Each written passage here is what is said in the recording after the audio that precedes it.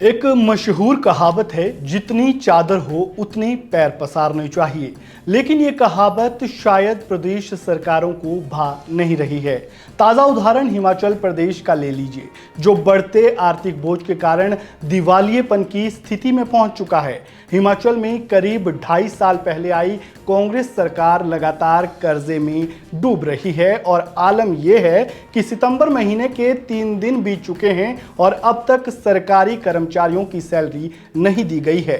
यह ऐसा पहली बार है जब कर्मचारियों का वेतन रोका गया हो। इस वीडियो में हम हिमाचल प्रदेश में आए इस आर्थिक संकट पर तो बात करेंगे ही, साथ ही जानेंगे कि हिमाचल प्रदेश के अलावा देश के वो कौन कौन से राज्य हैं जो कंगाली की स्थिति में पहुंच चुके हैं। सबसे पहले बात हिमाचल प्रदेश की। नमस्कार, वन इंडिया हिंदी में आपका स्वागत है। मैं हूं राजेश शर्मा।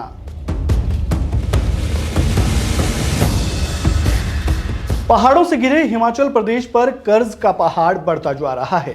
ये आंकड़ा इतना बड़ा है कि आज करीब 70 लाख की आबादी वाले इस प्रदेश के हर व्यक्ति पर 1 लाख से ज्यादा रुपए का कर्ज है। अगर मौजूदा समय में प्रदेश में कोई बच्चा पैदा होता है तो वो पैदा होने के साथ ही 1 लाख रुपए के कर्ज में डूबा होगा। हिमाचल प्रदेश का कर्ज अब बढ़कर 90,000 के पार पहुंच चुका है और आलम यही रहा तो जल्द ही ये आंकड़ा 1 लाख के पार पहुंच जाएगा। प्रदेश की आर्थिक सेहत इतनी बिगड़ती जा रही है कि अगले 2 महीने तक मुख्यमंत्री, मंत्री, मुख्य संसदीय सचिव और बोर्ड निगमों के चेयरमैन सैलरी और भत्ते नहीं लेंगे। इसके अलावा सुक्खू सरकार ने अमीर और टैक्स पेयर सहित अन्य लोगों को 125 फ्री यूनिट बिजली देने की योजना को भी बंद कर दिया गया है। लेकिन क्या इससे प्रदेश की आर्थिक हालत पर कुछ फर्क पड़ेगा? जवाब है नहीं, उससे कोई खास फर्क नहीं पड़ेगा। ये ऊंट के मुंह में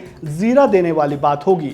मुख्यमंत्री, मंत्री, मुख्य संसदीय सचिव सभी की अगर 2 महीने की सैलरी को मिला दिया जाए तो ये करीब 1 करोड़ रुपए के आसपास होती है। कहां 90,000 करोड़ और कहां 1 करोड़ रुपए। लेकिन हिमाचल प्रदेश आखिर इस स्थिति में कैसे पहुंचा? कैसे करीब 70 लाख की आबादी वाला प्रदेश हजारों करोड़ रुपए के कर्जे में डूब गया? हिमाचल प्रदेश के आर्थिक संकट की वजह सरकार की तरफ से बांटी जा रही फ्रीबीज यानी रेवड़ियों को जिम्मेदार माना जा रहा है।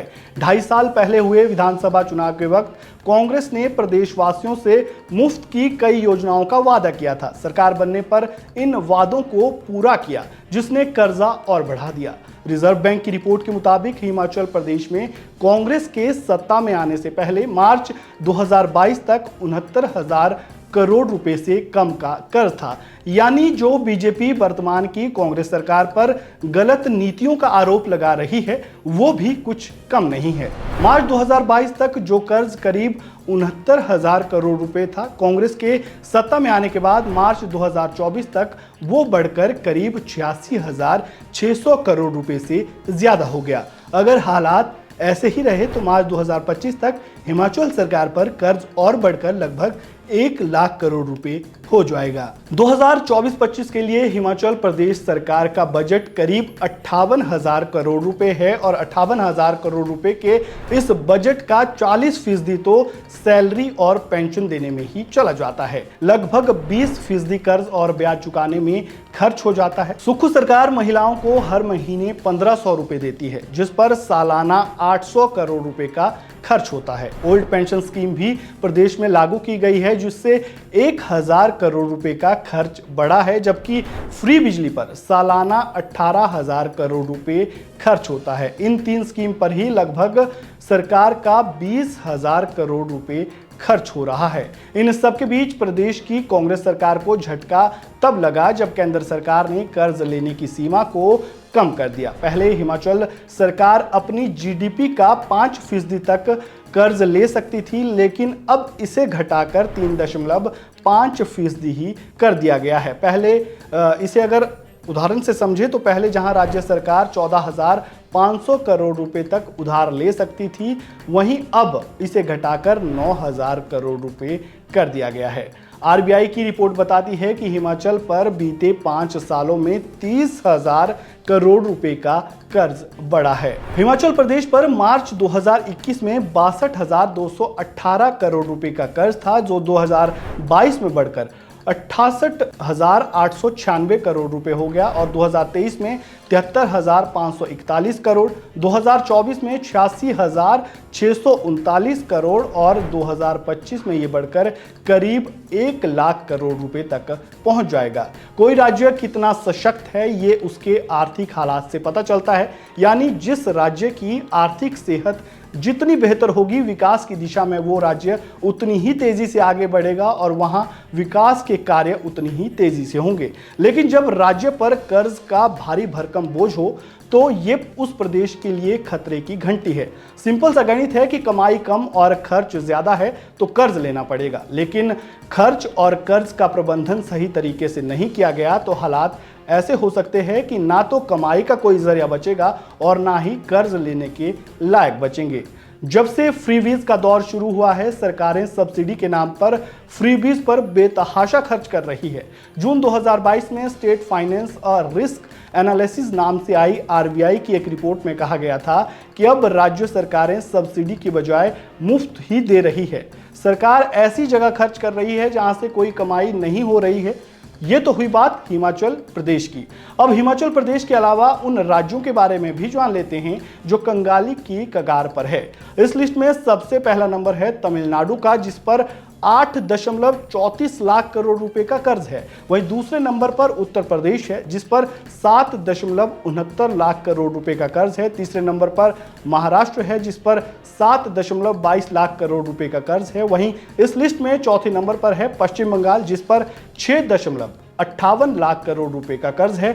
वहीं इस लिस्ट में अगला नंबर है कर्नाटक का, जिस पर 5.57 लाख करोड़ रुपए का कर्ज है।